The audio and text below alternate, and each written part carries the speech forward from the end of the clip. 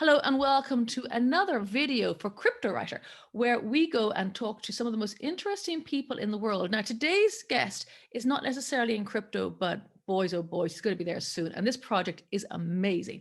So let me introduce you to Sam Jones, who's the co-founder of Ooh.com, which is, he brands at QVC for the TikTok generation. And Sam, welcome to my video. Thank you for coming. Nice to meet you. Thank you for having me. Well, I've got to first of all say the ooh bit. I mean, this is a lot of fun. It's actually spelt with 5 O's, 5 oohs, and it's pronounced Ooh. ooh. Yeah. You've got short O's. I'm going for the ooh. And you made the very salient point, because this is all about an online sales platform. You were saying when people open a present or open something that's come in the post, they go ooh, especially if they like it, as opposed to and we've decided there isn't like a bad ooh, is there? Ooh, ooh. Uh, no, it's one of those things that I don't think you can be angry and say this word. So I think it's a universal sound that people make when they find a A great product. sound of pleasure. Yeah. Okay, right. With that good opening, Sam, do you want to take me through some of them? That you have some slides here to help Sure. explain where this concept came from, and it's your co-founder is in China, Eric Zhang. I must name him. So, Sam, take it away.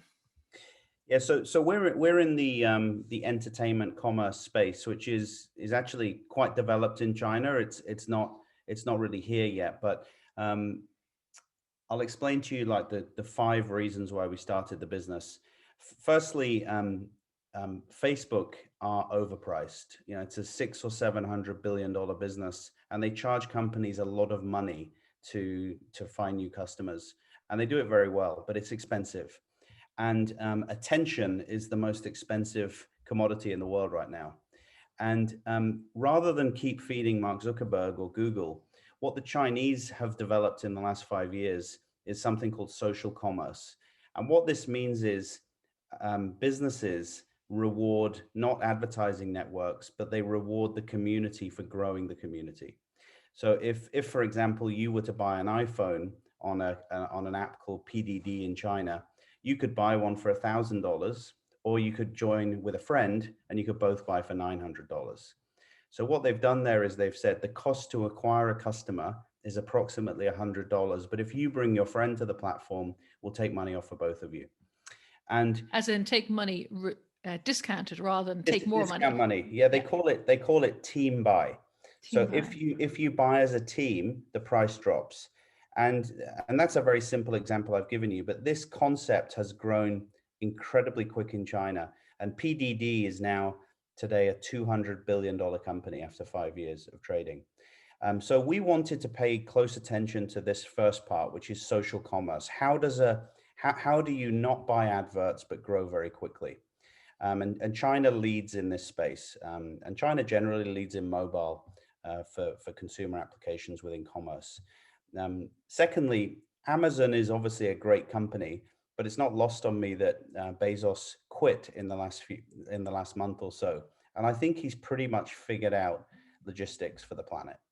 I think Amazon is now delivering same day or next day, pretty much anywhere in the Western world. It's a phenomenal company, but as much as the experience he's mastered at Amazon, they have also taken a lot away from shopping. If you imagine shopping 30 or 40 years ago, it was a very interactive, community-driven exercise where you would go to the market, you would barter, you would meet friends, you would purchase together. Today on Amazon, you're usually talking to a robot. So we believe that there's a type of shopping through live video that allows many people to consume at once, to talk directly with a brand or a host or a manufacturer or a farmer, um, and in a way becomes more of an entertainment rather than just the practice of buying something within 3 seconds and leaving the app.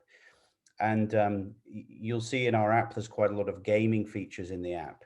And these gaming features give you an ability to get discounts or even free products. And this is where the entertainment comes in. And I'm not sure you go to Amazon for entertainment. I think it's more of a Oh, utility. I think you're So dead right. And that gamification is huge. I see it from the other end, and I'm not a gamer myself, but so many projects introduce gamification to influence behavior. And it's very powerful. And we know it from the dots, the addictive dots we get, and the notifications that we're constantly following. So, but I like, this is very structured. This is interesting. So go on to the third point.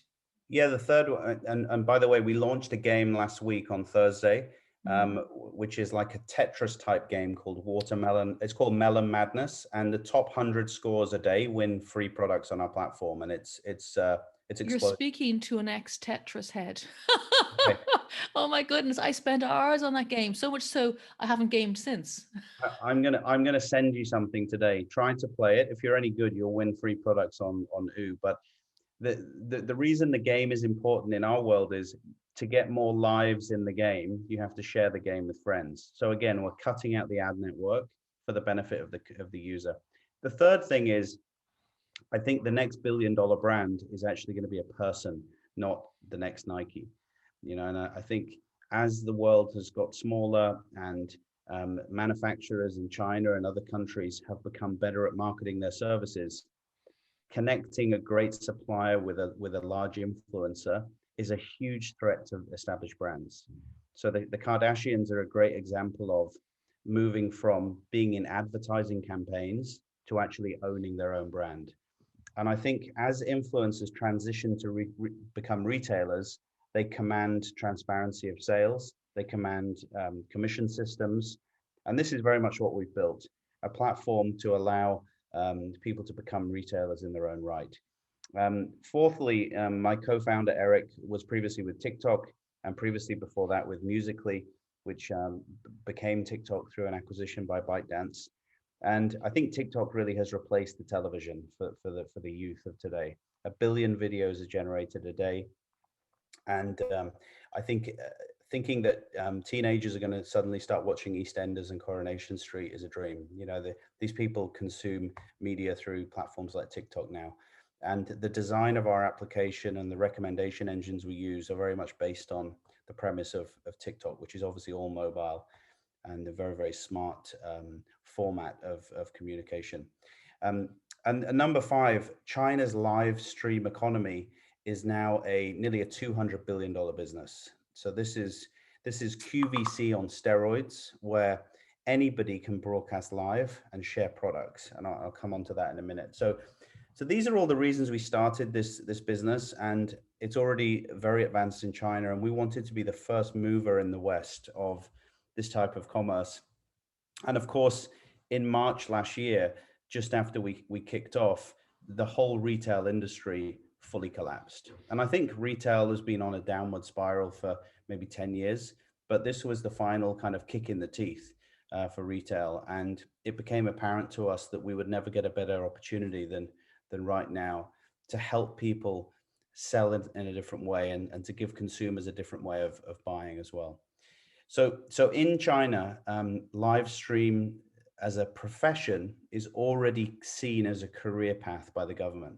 Just like you might be a doctor or a teacher, to be a live host is already recognized. And over 1 in 10 sales happen through live mediums. And this lady here is selling live from a studio. And a studio could be her bedroom, or it could be a warehouse, or it could be an office. But what she's basically doing here, she's talking into a phone, which is sat in front of a ring light. The ring light costs about $6. And she's broadcasting live, and she's talking about commodities, which in this case are beauty products. And she is talking about a product where she will get approximately 10% commission on the product. And she has full access to as many products as she wants. So she's totally independent in her opinion. She's not paid for by Clinique. She is at pains to remain very honest for the sake of the audience.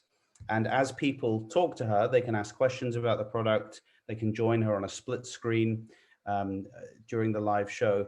And she will sell more in one day than Boots will sell in beauty in one day. Is the power of some of these mega. Can you clarify that? Boots, how, where, what? So tell me how she will sell more in one day than Boots, than a single shop, an outlet, or? No, I can give you some numbers. So the top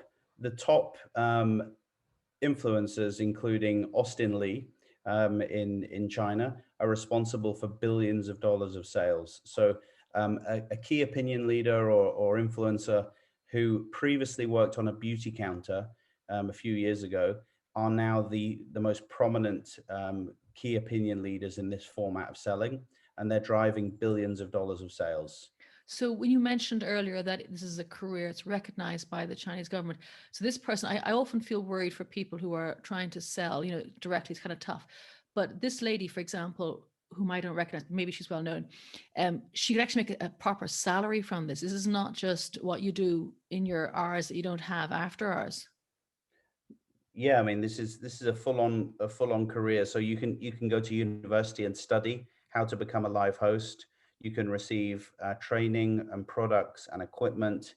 There's usually a team of people around you who are studying the data of what's popular and what's not.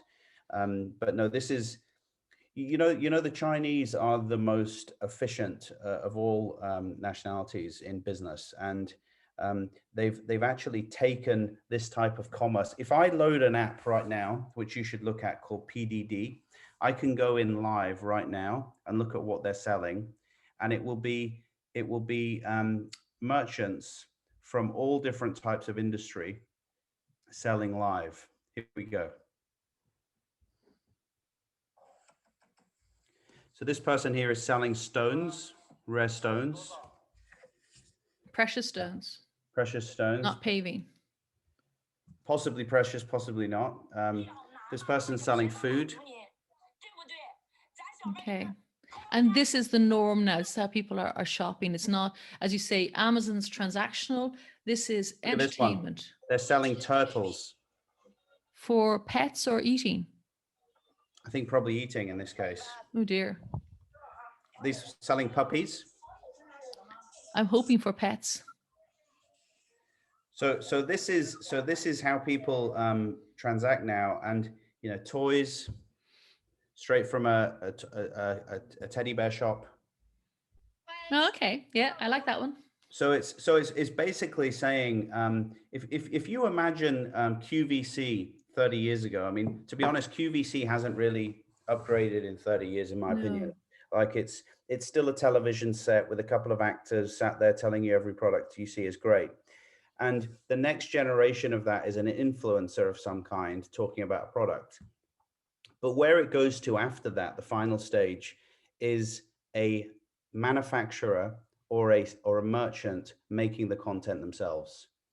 And in China, you can do that for dogs, you can do it for toys, or you can do it for live animals. So you could be watching a fisherman on a boat in China, pulling a fish out of the sea, and you can buy it as they do that. And they deliver it to you later that day to eat. And they call this ocean to plate. So through the smartphone and through technology that allows anyone to be a seller, they have totally collapsed the way you buy products. And it's the biggest thing that's happened to the retail industry in 50 years, in my opinion. That's fascinating. So that is happening. It's full on there. And China does lead the way when it comes to online sales and commerce. So tell me more about the Ooh platform. So is it an app? It's web? Is it both? Yeah, so we're an app. We're an iOS and Android app.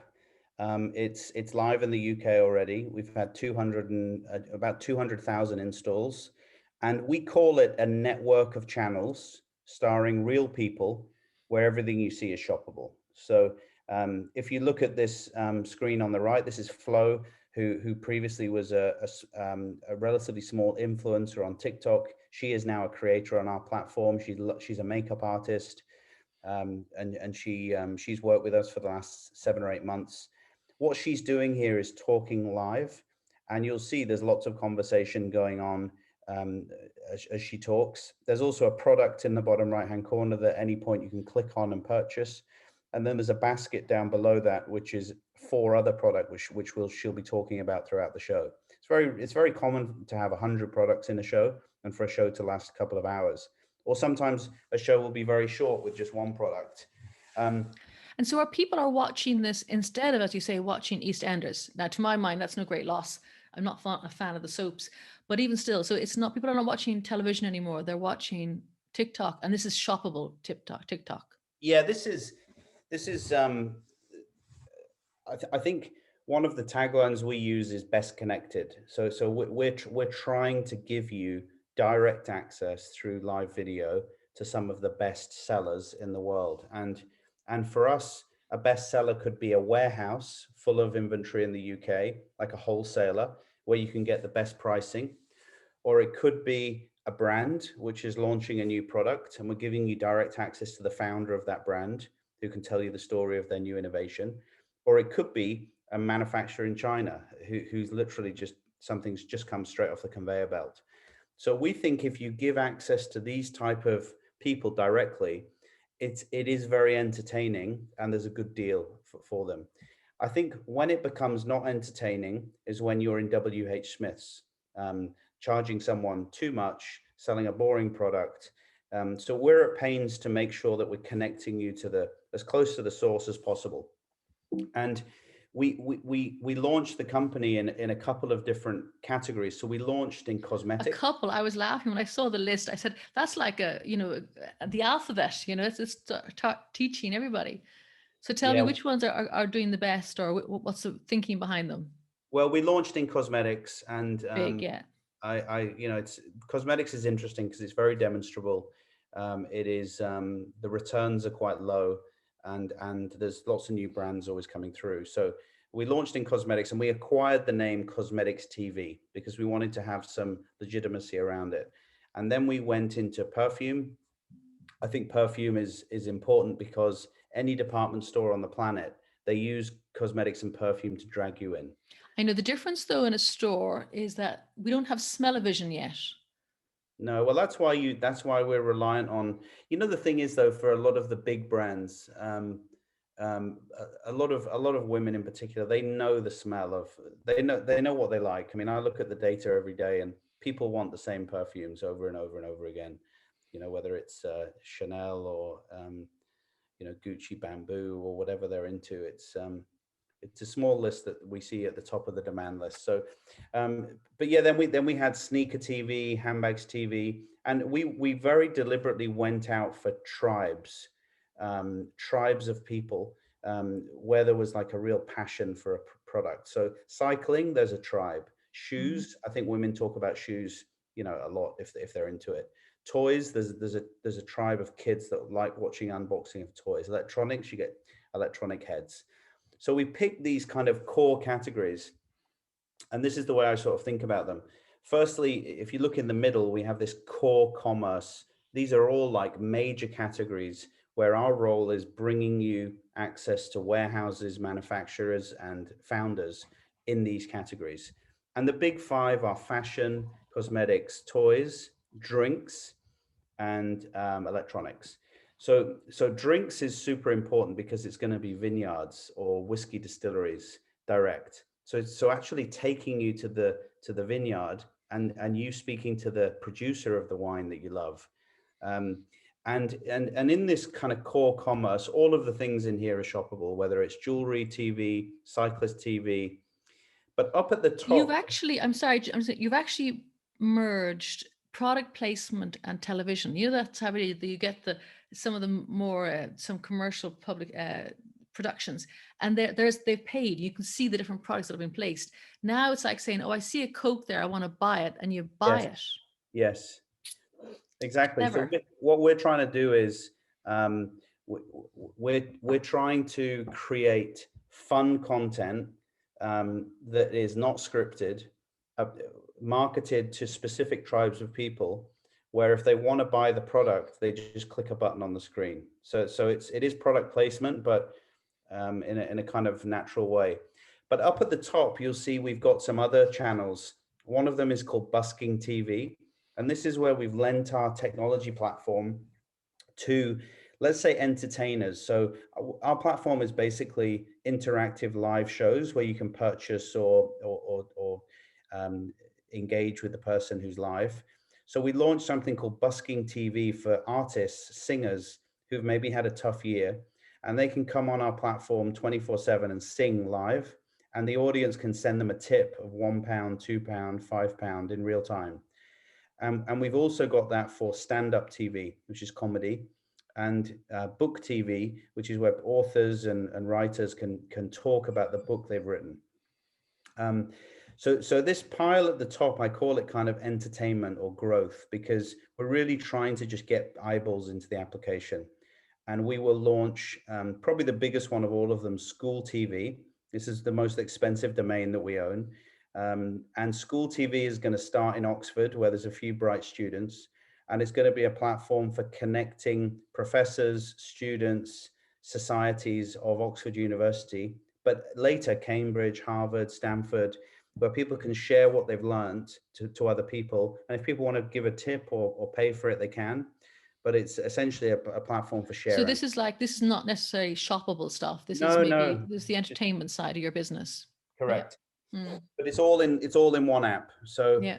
and I think the Chinese have done this, and we've sort of taken it in a slightly different direction. But I think ultimately it's down to how do we keep eyeballs in the app?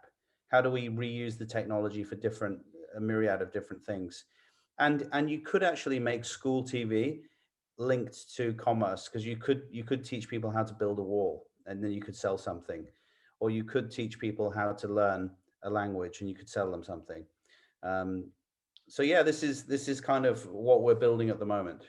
And then down at the bottom, eventually our trade will be that we will go after our own brands. So through having lots of users, we will launch our own sunglasses, our own clothing, our own gym wear, and so on. And that's where obviously the margins are a lot higher.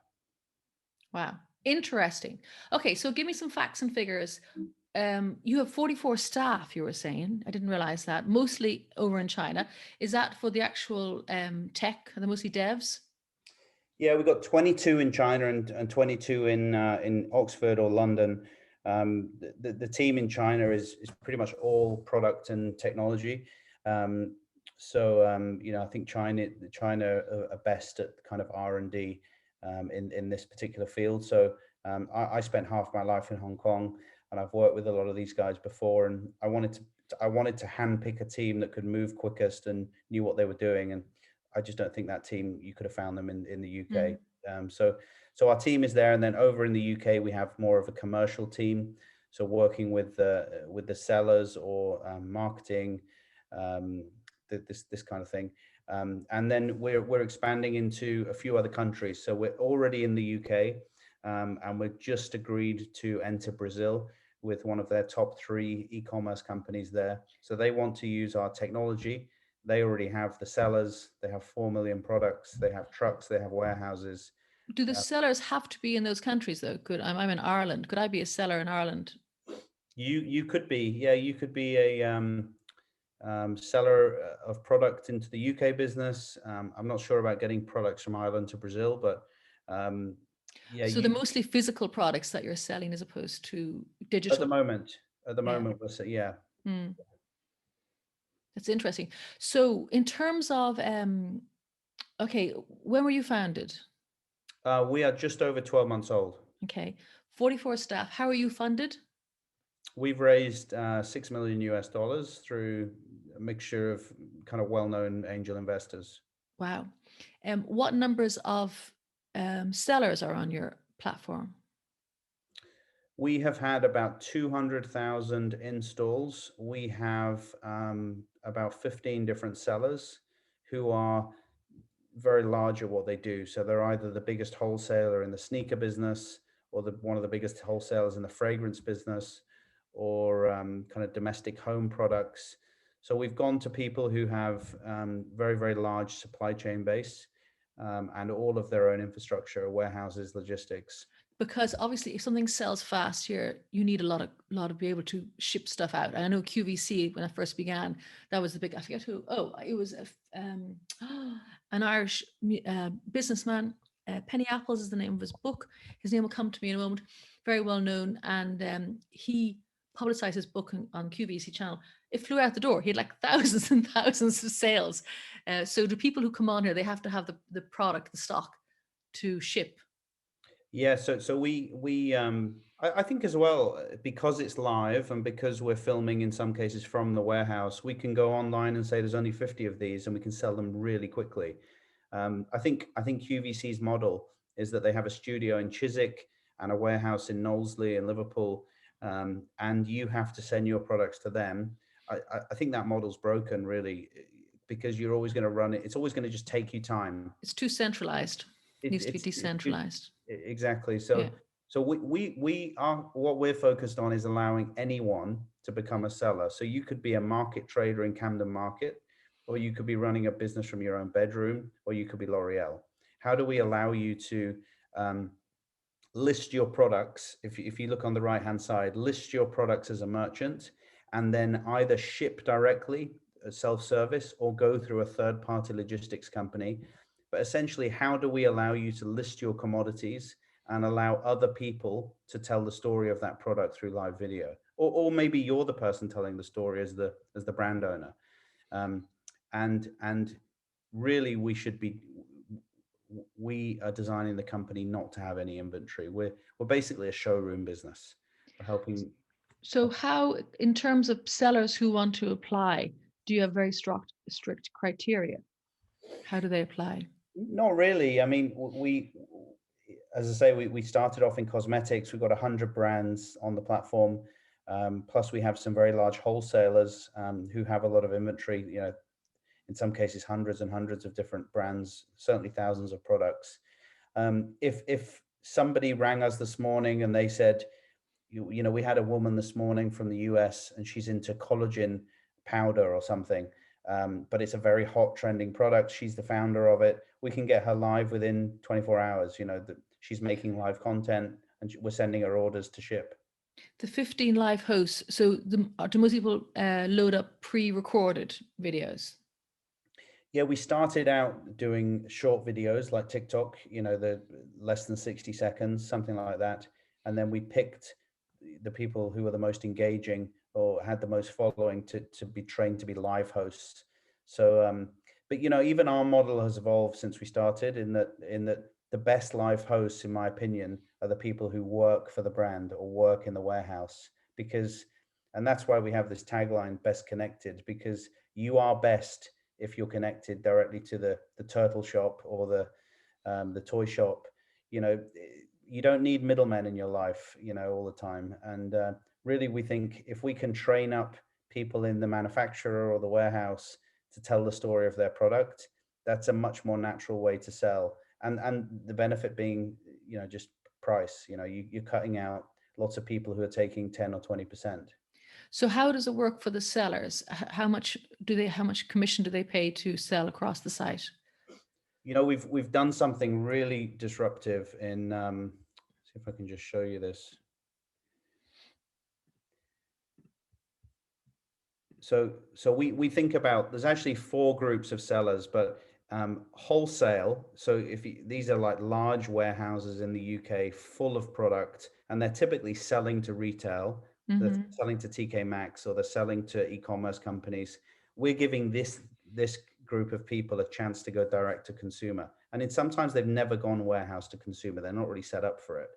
But we're saying to them, we'll charge them between 2 and 5% fee, which is borderline insane. Because it's normally a 50% markup, isn't it, for a Yeah. I shop mean, front? it's usually, I mean, our Stripe fee is around 2%. So if we charge them 5%, we're close to losing money. But from our perspective, if we can do that with the biggest fragrance seller in the UK, and we'll undercut everyone in the market.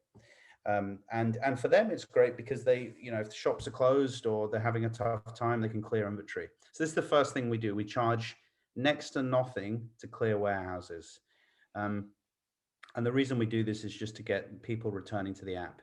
Secondly, brands, where we see anything new, or there's like innovation or real wow factor, we want to give brands the ability to just go live when they want. So almost a TikTok for brands.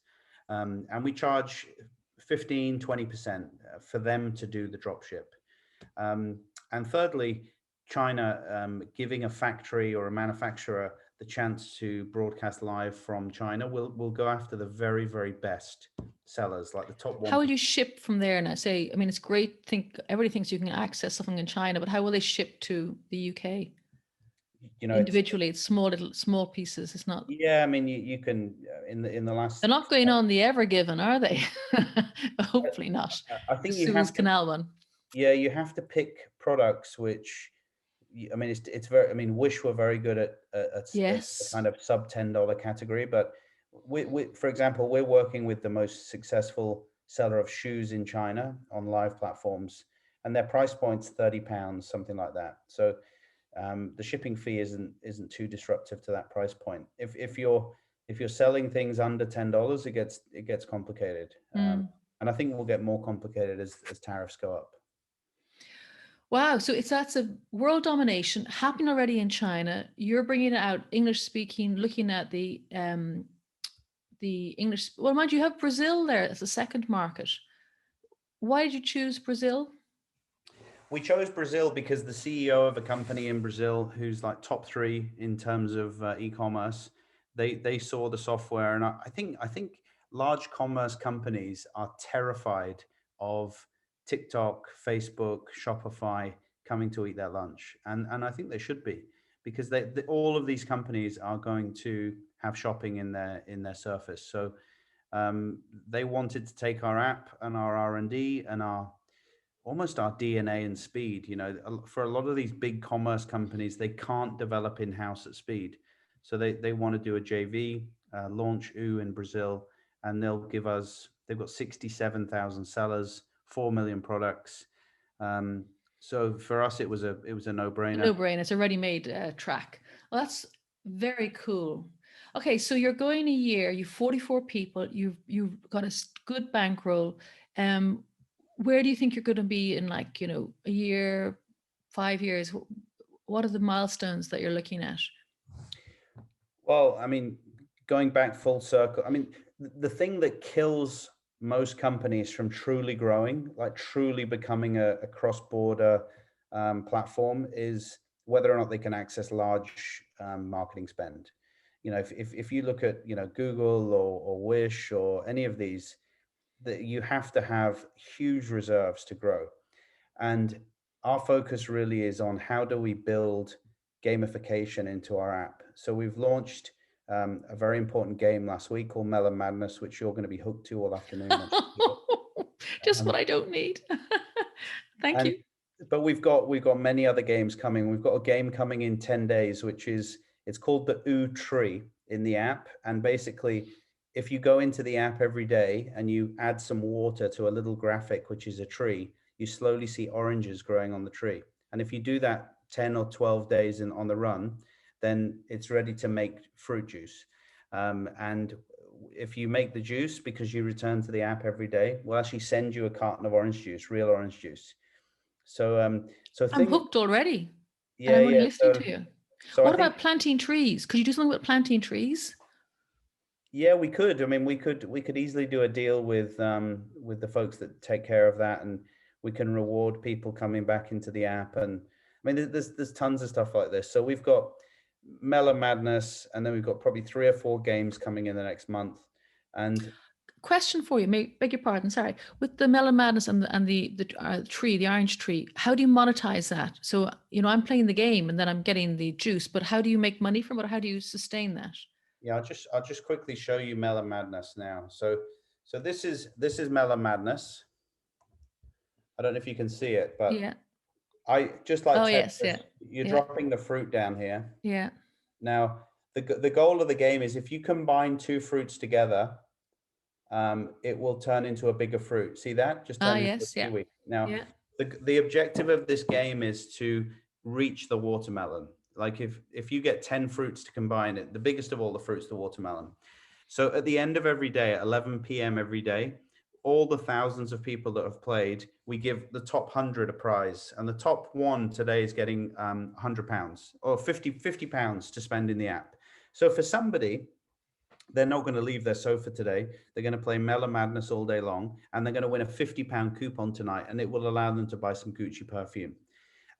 Now, if in order to score really high on this app, you can press this button down here, which shakes all the balls up. So if your Tetris is getting jammed, you can like, now if you want to press it a second time, it basically prompts you to say, in order to be able to use this tool a second time, you need to share the app on WhatsApp, Instagram, Oh, Facebook. so it's the whole sharing thing. So your people doing your marketing for you. Gotcha. That's it. That's it. Clever. So in terms of how you monetize it, we will give away £500 a day in prizes, but people will be just sharing and sharing and sharing and sharing. And that, how you monetize it is you don't spend money on Facebook ads. Yeah, clever. I'm very impressed. Very impressed. So by the end of the day, I'm going to be hooked on several of your games. I so don't need this. I'm too busy. That is really very interesting. Okay, so and again, going back to your division question, then. So, do you think you were saying you're already the number one? Tell me about the number one space that you're in already. Yeah, so we had another game in the app which was called Lucky Box, which is basically where if you bring 10 friends to the app, we send you a box full of branded product. And this got us to number one in the UK shopping charts, ahead of Amazon actually. And the best thing about this was we didn't buy any advertising. You know, we did buy boxes and products and so on, but a fraction of the cost of Mark Zuckerberg's platform. So we got to number 5 in of all apps in the UK and number 1 in shopping. So we know this stuff works if you fine tune it. I think as well, one of the challenges for us is when you have a platform that's live where people can sell and they can sell, you know, our best show is where we sold 2,500 products in one show.